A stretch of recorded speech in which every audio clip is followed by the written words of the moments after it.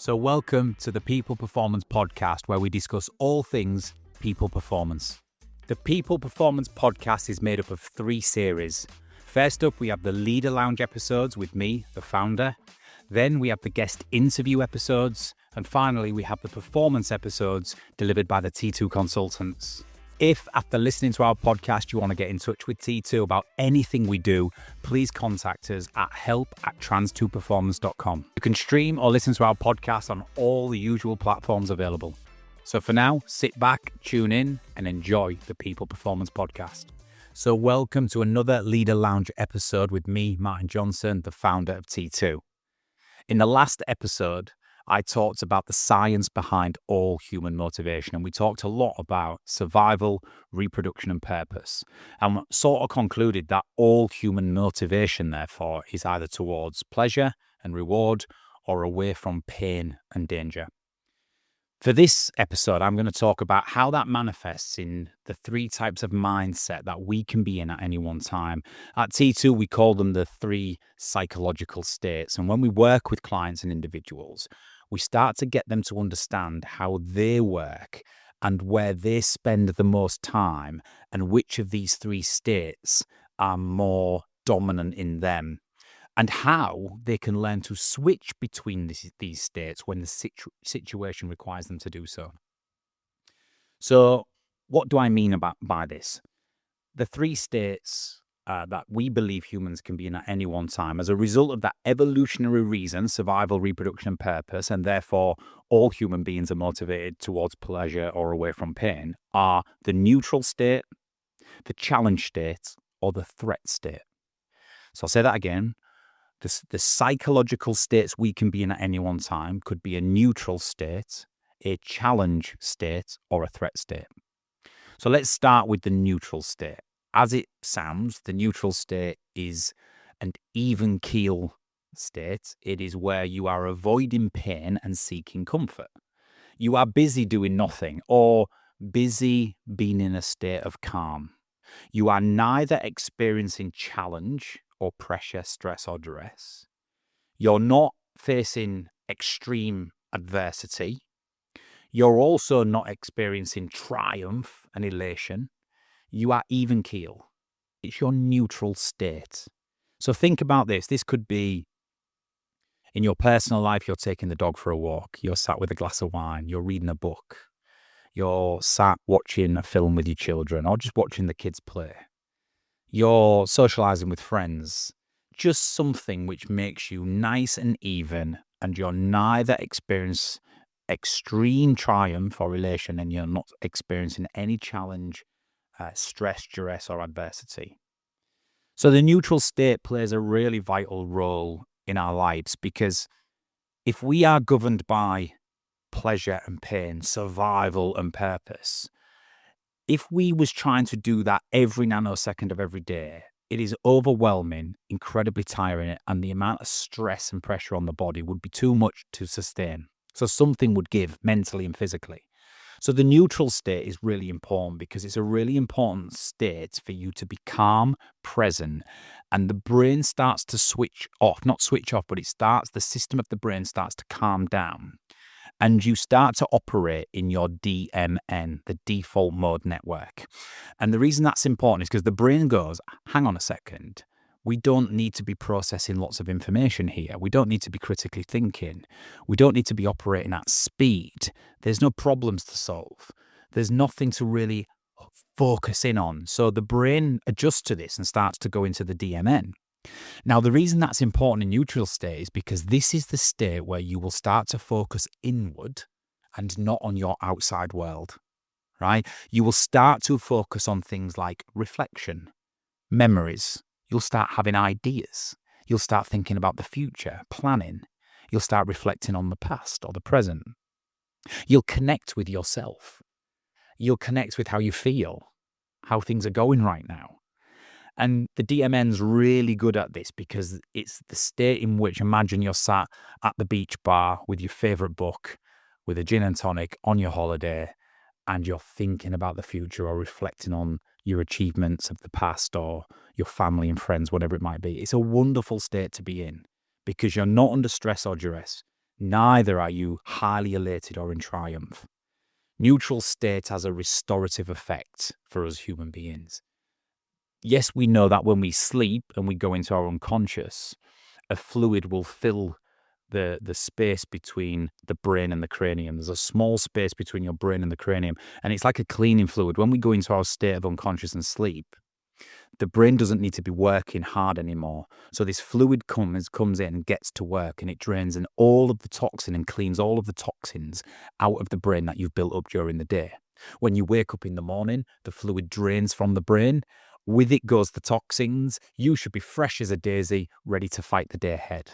However, if you're not a good sleeper and you don't sleep well and you wake up several times through the night, every single time you wake and become conscious, the fluid drains from the brain.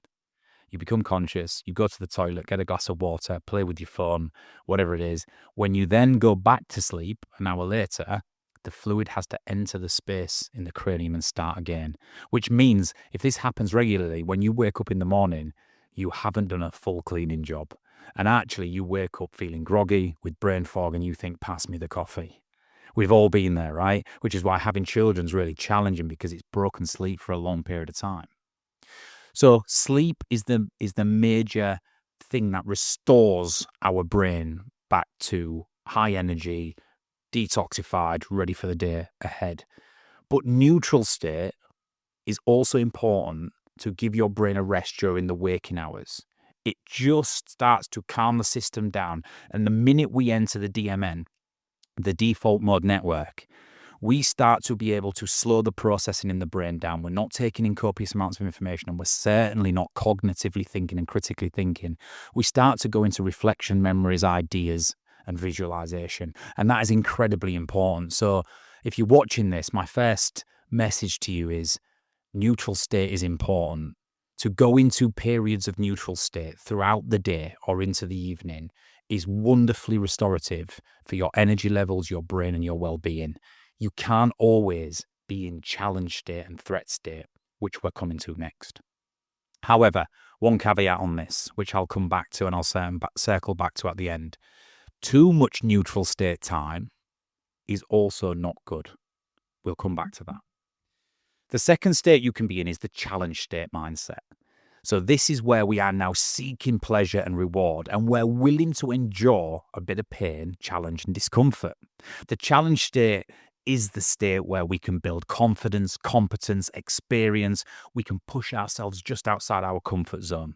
So if you think about this, anything that doesn't constitute immediate and present danger to your life and is not a neutral state, switch off type of situation is a challenge state, whether that's we're going to work in the morning, we're driving on the motorway, we're giving a presentation at work, we're taking on a sporting challenge or endeavor, whatever it might be, it's a challenge state. It carries some consequence. It carries some stress and duress and challenge, but there's a reward at the end of it for us. There's something in it that will give us purpose at the end.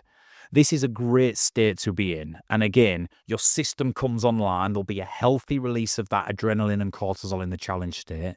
It will say, switch on, this is important to us. But you will remain focused on what you control and what you want to achieve. That's a really important part of recognizing the difference between a challenge state and a threat state, which I'll come to next. The challenge state says, although there's risk and consequence, although I'm releasing a healthy level of stress, I have got my eyes on the prize. There's something in it for me, and therefore I will remain focused on what I control and what I want to achieve. The challenge state is required for us to take on endeavors at work, our hobbies, in sports, in challenges and endeavors, whatever it is that we're trying to achieve in life. We need to push ourselves into the challenge state. That's where we become focused, eyes on the prize. The brain and body are primed to take on this challenge, and you remain focused on what you control and what you want to achieve, because there is a reward at the end of it which will give you purpose.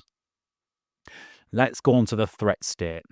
The threat state is now slightly different. This is where we are tipping over the balance of challenge. The stress response is now extreme. The cortisol and adrenaline is flooding the body and brain, and you are now trying to avoid pain Or face it, fight or flight, but you're trying to survive. You're in that heightened state of focused on the threat and the immediate consequence that this could bring. It's the panic of impending doom. And if you think about this, the reason this state exists, as I explained in the last episode around survival, is 100,000 years ago, we had to be able to spot a predator or a danger and immediately switch on to that threat and get ourselves out of there or prime ourselves to fight. And so that panic of impending doom creates this high stress response, hyper focus, all in a bid to evolutionary deal with the threat. You fast forward to today, though. How many life or death experiences have you actually experienced or been in? Some of us are unfortunate to have actually experienced a few. Many of us haven't. And they're certainly not day to day, are they?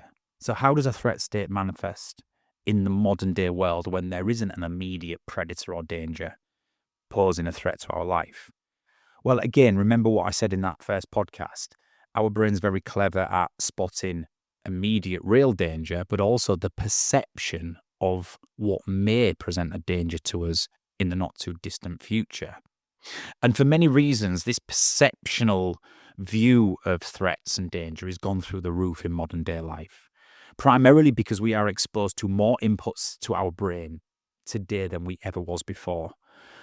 70,000, 100,000 years ago, we might have experienced one threat state situation a day, maybe one a week, who knows? But the danger presented itself, we dealt with it, then it subsided and we were back in neutral or challenge. Whereas today, through the information overload, the internet, social media, access to news, the constant rhetoric and narrative that is fed into our brains, the perceptive threat state is happening to people more and more. I'm just going to read an excerpt from my book, Pain and Pleasure, where I talk about this as an example of the modern day threat state. You find a lump of skin and 2 Google searches later, you're self-diagnosed with cancer. You click on social media and there's breaking news of climate change, conflict, shootings, disease, recession and corruption. You're happily watching videos of cats playing on your phone, yet within 3 clicks, you stumble across something violent or pornographic. Your smartwatch tells you for the 57th day in a row that your BMI is high, resting heart rate is suboptimal, and you're not getting enough sleep. Your WhatsApp is pinging like crazy with conflict and drama kicking off on the Friends WhatsApp group. Scientists have discovered that almost every product in your bathroom cabinet may cause cancer. Your energy provider messages you to say your gas and electric bill is increasing for the 3rd quarter in a row. Sugar is bad for you. Meat is bad for you. Carbs are bad for you. Fat is bad for you. Gluten is bad for you. Dairy is bad for you. Illegal immigration is overwhelming our social services. The NHS is doomed and people are dying in corridors. Smoking kills. Vaping is the healthier alternative. Then the government bans vapes over emerging concerns. A meteor the size of New York is heading straight for Earth. Caffeine is bad for you. Too much fruit is bad for you. We are on the cusp of World War III. That's just an example of the modern day inputs into a human being's brain. And you're consuming this while sat what should be neutral state in the comfort of your own home. And within 5 clicks or within a few hours of that, you are in a threat state. Because if you're already susceptible to that survival instinct to protect yourself and the tribe, this type of stuff is sending you spiraling into a threat state. So just because we don't experience day-to-day true and real life-threatening situations doesn't mean to say that we aren't experiencing more threat state than ever. And so the 3 psychological states are really important to understand. I'll summarize this episode by this. What do you do with this information? It's about finding your balance. Because every human being is different. And from working with different human beings, what I've found is that the right mix of neutral, challenge, and threat is not the same for me as it would be for you. Depending on how you're wired, how you're motivated, your personality type, introversion, extroversion, your circumstance in life, everybody is different. However, we was never, ever designed and never evolved to stay in one state for a long duration of time. We have evolved by being able to switch between our states accordingly and find the balance. For me personally, I do best in life when I have a healthy level of challenge state. I have to be in a challenge state probably more than most human beings.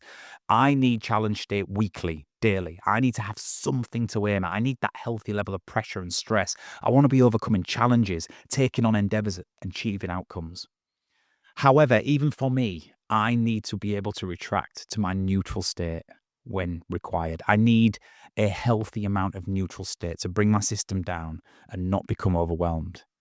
And that switch between neutral state and lots of challenge means that when the threat state does arrive for me, I'm resilient enough and I built up the tools to be able to deal with it. So I do okay in threat state. Too much time in neutral state for me is my anxiety inducing time. If I'm sat doing nothing and I'm in neutral without any challenge in my life, I go out my mind.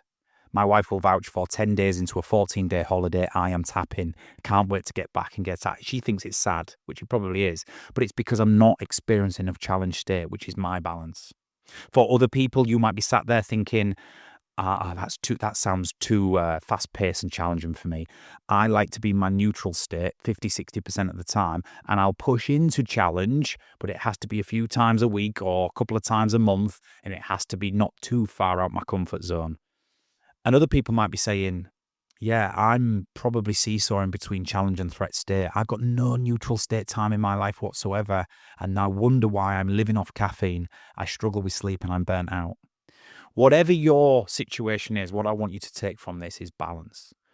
You need to be able to push into challenge state, which is where you will grow, develop, build confidence and competence. You need to then be able to retract to your neutral state, which says, there's certain periods of time that I need to rest, recharge when I'm awake, and I need to enter that DMN and have periods of reflection, of thought, think about memories, ideas, the future, and visualization. And when we do encounter a threat state or what might be a perceived threat state, we need to be equipped to deal with it. We need to build up that resilience level to deal with it. And getting the right balance between neutral and challenge will give you the tools to do so. And if you are in this perpetuating cycle of threat state through, to a psychological issue, a mental health challenge, or you've just gone too far that you can't get yourself out of it, then there's lots of support out there of how we can sort of rein that back and get you back on an even keel. But the three psychological states are neutral state, challenge state, and threat state. Through our evolutionary need to fulfill our three core functions of survival, reproduction, and purpose, we flick between these states constantly. The key is balance, and the key is to recognize what your balance is and either dial up a bit of challenge state or dial that back and enter a little bit and make time for a little bit more neutral state. You can find out more about this in I Am Human Pain and Pleasure, and I'm sure we've spoke about it on many other podcasts as well. But for now, I'll leave you with that. There's a lot in there, and I'll be back shortly with another Leader Lounge episode. The Leader Lounge with Martin Johnson, brought to you by T2.